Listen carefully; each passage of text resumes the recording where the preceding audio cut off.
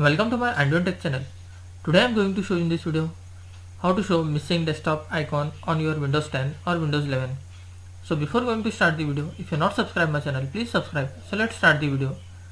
Guys, if you want to show your missing desktop icon on your Windows 10 or Windows 11 PC, then I will show you how to fix this. Guys, first of all, you need to right click on your screen. In this you can see View tab. Just you need to click on that. In this you can see show desktop icon. You have to make sure that you have tick mark this option. After that, check whether the icons are showing on your desktop or not. If not, then try this again. You need to click on the start menu, then type here settings,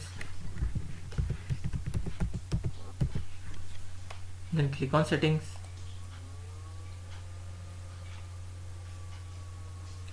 Guys, in left section you can see personalization. Just click on that. Come to the right section. In this you can see themes. Just click on the themes.